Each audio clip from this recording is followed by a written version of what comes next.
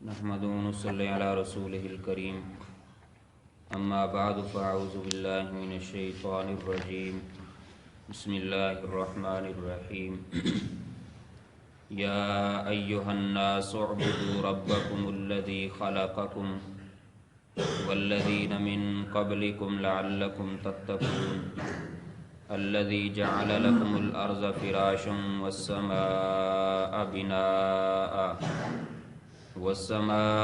بناء وأنزل من السماء ماء فأخرج به من الثمرات رزقا لكم فلا تجعلوا لله أندادا وأنتم تعلمون صدق الله العظيم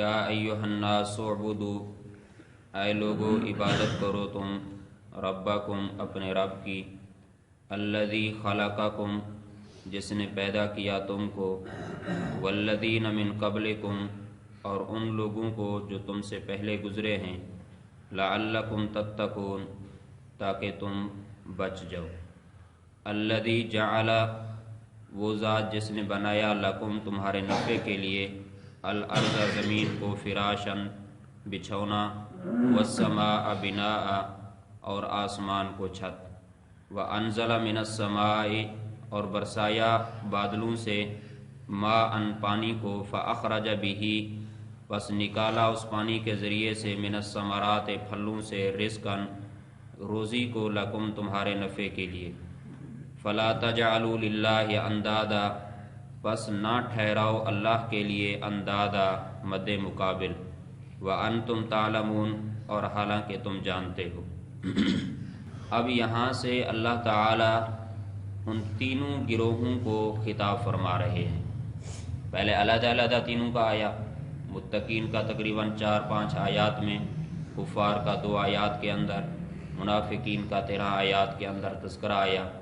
اب یہاں سے تینوں گروہوں کو خطاب ہے، اور اس سے اس بات کی طرف اشارہ ملتا ہے کہ اللہ تعالیٰ نے انسانوں کی تقسیم مذہب کی بنیاد پر فرمائی ہے، قوم، لسان، وطن، زبان، اس بنیاد پر انسانوں کی تقسیم نہیں کی گئی۔ تو اصل انسانوں کی تقسیم مذہب کی بنیاد پر ہونی چاہیے کہ اللہ تعالیٰ کو ماننے والے اور ہدایات کو قبول کرنے والے ایک قوم ہیں، اور اللہ تعالیٰ کی ذات کے منکر اور ہدایات کو نہ ماننے والے دوسری قوم ہیں۔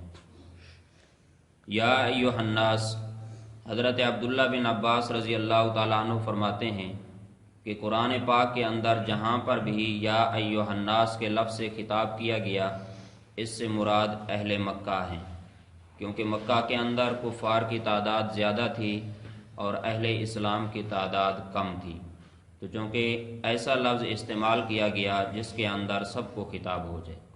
اور جہاں پر قرآن پاک کے اندر یا ایھا الذین آمنوا کے لفظ سے خطاب کیا گیا ہے، اس سے مراد اہل مدینہ ہیں، کیونکہ مدینہ کے اندر مسلمانوں کی تعداد زیادہ تھی، ان کے اعزاز اور اکرام کے طور پر یا ایھا الذین آمنوا کے لفظ سے خطاب کیا گیا ہے۔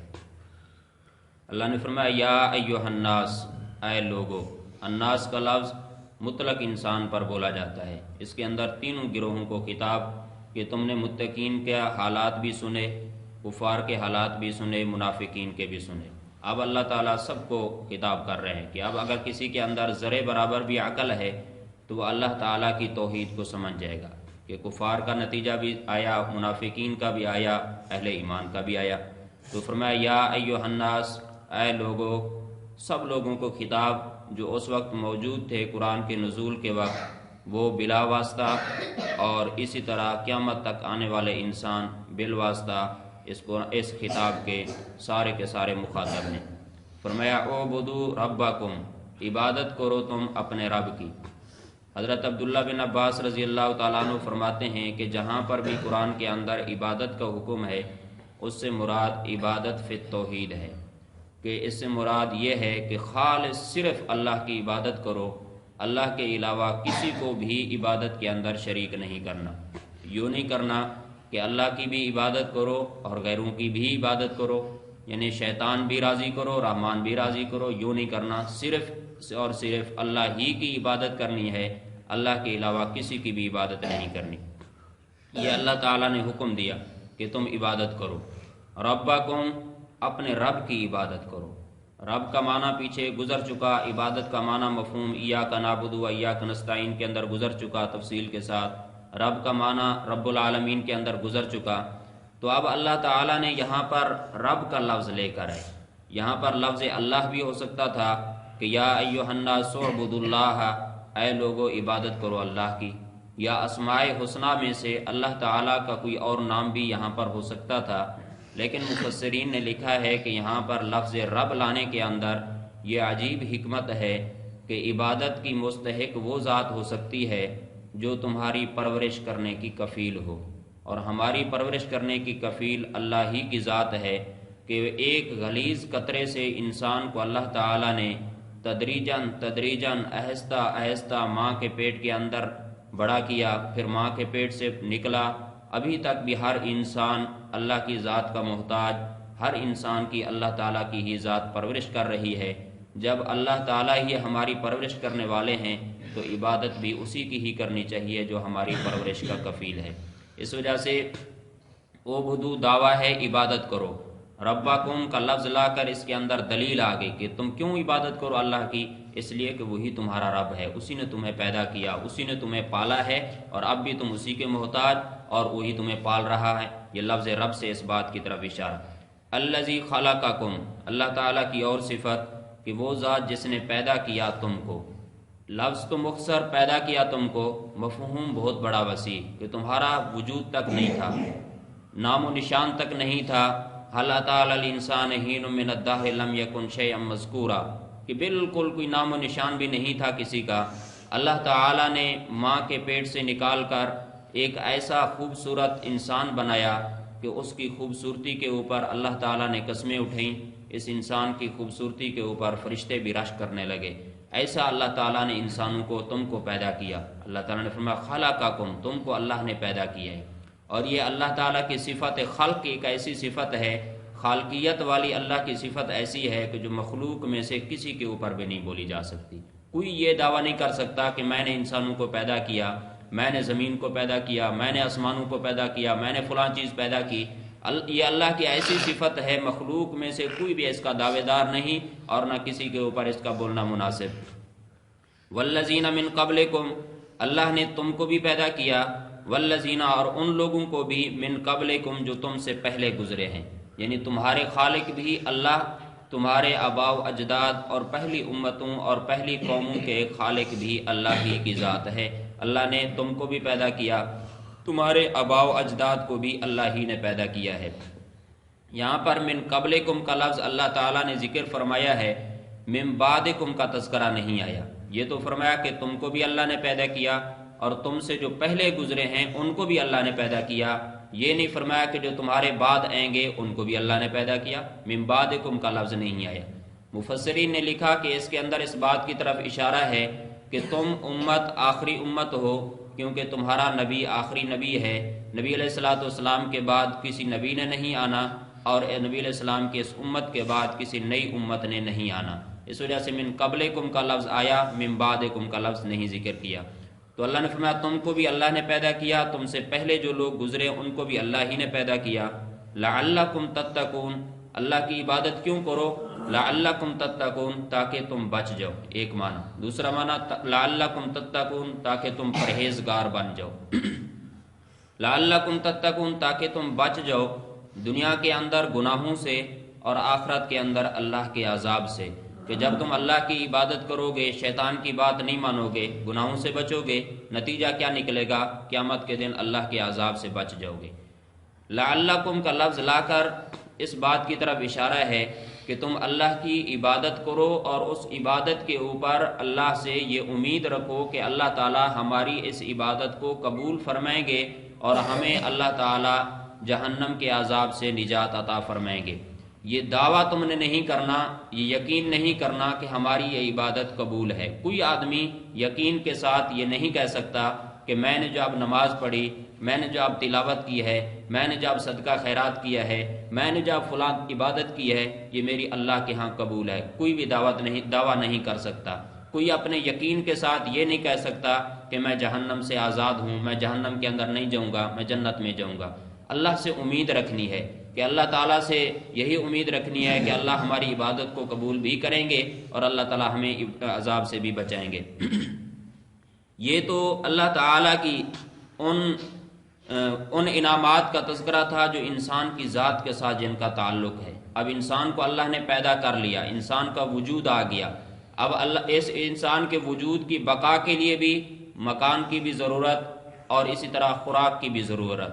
اللہ تعالیٰ نے اس کا بھی تذکرہ کیا کہ میں نے تمہارا نام و نشان نہیں تھا، تمہیں وجود دیا، پھر تمہیں وجود دینے کے بعد ایسے نہیں چھوڑ دیا، اپنے رحم و کرم پر نہیں چھوڑا۔ آگے اللہ تعالیٰ نے انسان کی بقا کا تذکرہ کیا، فرمایا الذی جعل لکم الارض، اللہ وہ ذات ہے جس نے بنایا لکم تمہارے نفع کے لیے الارض زمین کو فراشن بچھونا۔ اللہ تعالیٰ نے زمین کو انسانوں کے نفع کے لیے بچھونے کی طرح بستر کی طرح بنا دیے ہیں۔ زمین کھردری ہوتی انسان کیسے رہتا، نکیلی ہوتی انسان کیسے رہتا، یہ آگ کی طرح گرم ہوتی انسان کیسے زندہ رہتے، یہ دلدل کی طرح ہوتی انسان نیچے دھس جاتے، پانی کی طرح نرم ہوتی انسان کیسے اس کے اوپر زندہ رہتے۔ اللہ تعالیٰ نے زمین کو ایسا بنایا کہ بالکل انسان اس کے اوپر رہ سکتا ہے، بستر کے اوپر جس طرح آرام کر سکتا ہے اسی طرح زمین کے اوپر بھی انسان رہ رہا ہے اور اس کے اوپر آرام بھی کر سکتا ہے، بالکل انسانوں کے نفع کے لیے جو چیز جیسے مناسب تھی ان کے لیے۔ زمین کے اندر جس قدر منافع تھے ان کے اندر جس طرح بنانے کے اندر اللہ تعالیٰ نے اسی طریقے سے زمین کو بنا دیا، بستر بنا دیا۔ یہ اب بستر بن گیا۔ والسماء بنا، اور آسمان کو اللہ تعالیٰ نے چھت بنایا۔ مکان کے لیے بھی یہی ہوتا ہے، اوپر چھت ہوتی ہے، نیچے اس کا صحن ہوتا ہے، اس کا بچھونا ہوتا ہے۔ اللہ تعالیٰ نے یہ انسانوں کے لیے مکان بنا دیا، گویا کہ یہ زمین اور آسمان انسانوں کے لیے بمنزل مکان کے ہیں۔ یہ مکان تیار ہو گیا۔ اب انسانوں کے لیے رزق کا بیان۔ وَأَنزَلَ مِنَ السَّمَاءِ مَاءً، اور برسایا اللہ تعالیٰ نے بادلوں سے ماءً پانی کو۔ کل میں نے بتلایا تھا کہ السماء کا لفظ ہر بلند والی چیز کے لیے بولا جاتا ہے، آسمان کو بھی السماء کہا جاتا ہے، بادلوں کو بھی السماء کہا جاتا ہے، تو اس سے مراد بادل ہیں کہ برسایا اللہ تعالیٰ نے بادلوں سے پانی کو۔ پانی انسان کی خوراک کی ضروریات میں سے پانی بھی تھی، تو اللہ تعالیٰ نے پانی کا تذکرہ کر دیا۔ آگے فرمایا فَأَخْرَجَ بِهِ مِنَ الثَّمَرَاتِ رِزْقًا لَكُمْ، پھر نکالا اللہ تعالیٰ نے بھی اس پانی کے ذریعے سے من الثمرات پھلوں میں سے رزقاً غذا کو، روزی کو یا رزق کو، لکم تمہارے نفع کے لیے۔ اللہ نے پانی برسایا، پانی زمین کے اوپر آیا، اس زمین میں سے اللہ تعالیٰ نے پھلوں میں سے انسانوں کے لیے غذا کا انتظام کیا۔ مختلف قسم کے زمین ایک ہے، آسمان سے پانی ایک طرح کا برس رہا ہے، اب اسی زمین سے مختلف رنگ کے، مختلف ذائقوں کے، مختلف شکل کے، مختلف فوائد کی چیزیں اللہ تعالیٰ نے زمین سے انسانوں کے نفع کے لیے پیدا کر دی۔ یہ انسان کے رزق کا بھی اللہ تعالیٰ نے تذکرہ کر دیا کہ ایسے صرف تمہیں پیدا کر کے نہیں چھوڑا، تمہارے لیے مکان بنایا زمین و آسمان، اور تمہارے لیے رزق کا انتظام کیا، پینے کے لیے پانی کا تذکرہ بھی آ گیا، کھانے کے لیے باقی تمام غذاؤں کا تذکرہ بھی آ گیا۔ یہ ساری کی ساری اللہ تعالیٰ نے ہی پیدا کی ہے۔ اب کوئی انسان کہے کہ یہ ہم خود کاشت کرتے ہیں، انسان کا صرف اتنا ہی عمل دخل ہے کہ ہل چلا کر بیج ڈال کر آ جائے، اس بیج کی حفاظت کرنا، اس کو وہاں سے نکالنا، پھر اس کو بڑا کرنا، اس کے اوپر پھل لگانا، ان پھلوں کے اندر ذائقہ بھرنا، ان پھلوں کے اندر مٹھاس، ان پھلوں کے اندر رنگ، یہ تمام چیزیں کہ ذات کون سی ذات بھر رہی ہے، یہ سب کچھ اللہ تعالیٰ ہی کی ذات کر رہی ہے۔ جب ہر انسان نے یہ مان لیا، اب ہم سب نے مانا کہ اللہ ہمارے خالق، اللہ ہمارے رازق، اللہ ہی ہمارے مالک، اللہ نے ہمیں پیدا بھی کیا، ہمارے لیے مکان بھی بنایا، ہماری رزق کا بھی انتظام کر لیا۔ اب ہم سب نے مان لیا، سب انسانوں نے، مومنین ہوں، متقین ہوں، اور اسی طرح کفار اور فجار جتنے بھی ہوں، سب کے سب انسانوں نے مان لیا کہ اللہ ہی نے ہمیں پیدا کیا ہے۔ تو اللہ تعالیٰ نے آگے اور حکم دیا، فرمایا فَلَا تَجْعَلُوا لِلَّهِ أَنْدَادًا، پس نہ ٹھہراؤ اللہ تعالیٰ کے لیے مد مقابل، اللہ کے لیے شریک نہ ٹھہراؤ۔ امر اور نہیں دونوں طریقے سے اللہ تعالیٰ نے حکم دیا۔ پہلے امر کے ساتھ خطاب کیا، یا ایھا الناس اعبدوا، اے لوگو عبادت کرو اپنے رب کی۔ آگے اللہ تعالیٰ نے روکا، نہیں سے سمجھایا، فلا تجعلوا للہ اندادا، اللہ کے لیے شریک نہ ٹھہراؤ۔ عبادت کے اندر میں نے بتایا تھا تمام قسم کی عبادت، عبادت قولی، عبادت بدنی، عبادت مالی، اور اسی طرح عبادت لسانی، یہ تمام قسم کی جتنی بھی عبادات ہیں ساری کی ساری کسی قسم کی عبادت کے اندر اللہ کے ساتھ شریک نہ ٹھہراؤ. جس طرح ہمارا کلمہ لا الہ الا اللہ، اس کے اندر بھی نفی اور اس بات دونوں کے ساتھ سمجھایا گیا کہ اللہ کے سوا کوئی نہیں ہے، صرف اللہ کی ذات ہے. پہلے سب کی نفی، پھر اللہ کی ذات کا اس بات. یہاں پر اللہ تعالیٰ نے پہلے حکم دیا کہ اپنے رب کی عبادت کرو، پھر اللہ تعالیٰ نے روکا کہ کسی اللہ کے ساتھ کسی کو شریک نہ ٹھہراؤ، اللہ تعالیٰ کی ذات کا کوئی شریک نہیں ہے. اور آگے فرمایا وَأَنْتُمْ تَعْلَمُونَ، حالانکہ تم جانتے ہو، حالانکہ تمہیں اس بات کا علم ہے کہ اللہ کے علاوہ اللہ کا کوئی شریک نہیں. ابھی سب نے مانا، سب انسان مانتے ہیں کہ جس سے پوچھو بھی تمہیں کس نے پیدا کیا، سب مانیں گے اللہ نے پیدا کیا. یہ زمین و آسمان کو کس نے بنایا، اللہ نے بنایا. یہ پودوں کو، یہ پھلوں کو، یہ غذاؤں کو کون نکالتا ہے، سب جانتے ہیں، سب مانتے ہیں کہ اللہ ہی کی ذات نے نکالا ہے. جب تم سب مانتے ہو کہ خالق بھی اللہ، مالک بھی اللہ، رازق بھی اللہ ہی ہے، اور اللہ کے علاوہ کوئی نہ مالک، نہ کوئی خالق، نہ کوئی رازق، تو پھر عبادت بھی اسی اللہ ہی کی کرنی چاہیے. اللہ کی ذات کے علاوہ کوئی ایسی ذات نہیں ہے، نہ پتھر ہے، نہ کوئی قبر والا ہے، نہ کوئی شجر ہے، نہ کوئی جھنڈی ہے، نہ کوئی بت ہے. کوئی بھی ایسی ہستی نہیں کہ جو ان چیزوں کی صفات اس کے اندر پائی جائیں اور وہ اللہ کی ذات کی طرح ہمارا معبود بن سکے. اللہ ہی کی ذات ایسی ہے جس نے یہ تمام نعمتیں ہمیں عطا کی، تو لہٰذا عبادت بھی اللہ ہی کی کرنی چاہیے. یہاں پر اللہ تعالیٰ نے ایک بات سمجھ لیں، اور کہ یا ایھا الناس اعبدوا کے اندر اللہ تعالیٰ نے تمام انسانوں کو خطاب کیا، لیکن ہر ایک کے خطاب کے اعتبار سے معنی اسی کے مناسب ہوگا. اب اس کے اندر یا ایھا الناس کے لفظ کے اندر مومنوں کو بھی خطاب ہے، کفار کو بھی خطاب ہے، منافقین کو بھی خطاب ہے. جب خطاب ہوگا کفار کو، اس وقت یا ایھا الناس اعبدوا کا معنی ہوگا اے لوگو عبادت کرو اپنے رب کی. کیا مطلب؟ کہ تم کفر اور شرک کو چھوڑ کر اسلام اور توحید کی طرف آ جاؤ. جب کفار کو خطاب ہوگا یوں مانا ہوگا کہ کفر اور شرک کو چھوڑ کر تم توحید کی طرف آ جاؤ، کیونکہ توحید سب سے بڑی عبادت اور شرک سب سے بڑا گناہ، اس وجہ سے ان کے اعتبار سے معنی یوں ہوگا. جب اس کا خطاب منافقین کو ہوگا، اس وقت اس کا معنی ہوگا یا ایھا الناس اعبدوا، اے لوگو تم اس منافقت کو چھوڑ کر، اس دھوکے اور فریب بازی کو چھوڑ کر تم خالص اسلام کے اندر داخل ہو جاؤ، خالص ایمان کے اندر آ جاؤ، منافقت کو چھوڑ دو. جب اس کے مخاطب مومنین ہوں گے یا ایھا الناس اعبدوا، اس وقت متقی پرہیزگاروں کو جب خطاب ہوگا، اس وقت اس کا معنی ہوگا اے متقی لوگو، اے مومنوں اور پرہیزگاروں، تم اسی عبادت کے اوپر استقامت اختیار کرو. ہمیشہ ہی اللہ کی عبادت جس طرح تم کرتے آ رہے ہو، اسی طرح اللہ ہی کی عبادت کرتے رہو. پھر مومنین کے اندر چونکہ فاسق اور گناہگار بھی ہوتے ہیں، اس اعتبار سے اس کا معنی ہوگا یا ایھا الناس اعبدوا، اے گناہگارو تم اللہ تعالیٰ کی نافرمانیاں چھوڑ کر اللہ تعالیٰ کی فرمانبرداری کی طرف آ جاؤ. ہر ایک مخاطب کے اعتبار سے اسی طرح سے مفسرین نے اس کا معنی کیا ہے. ان دو آیات کے اندر تمام انسانوں کو اللہ تعالیٰ نے خطاب کیا، اور یہی خطاب توحید کا تھا، کیونکہ توحید جو ہے تمام عبادات میں سے افضل. جب تک توحید انسان کے اندر ہوگی تمام اعمال قابل قبول ہوں گے. اگر توحید کے اندر شرک آ گیا تو اللہ تعالیٰ کے ہاں کوئی عمل بھی انسان کا قابل قبول نہیں ہوتا. اللہ تعالیٰ سے دعا ہے کہ اللہ تعالیٰ عمل کرنے کی توفیق نصیب فرمائے.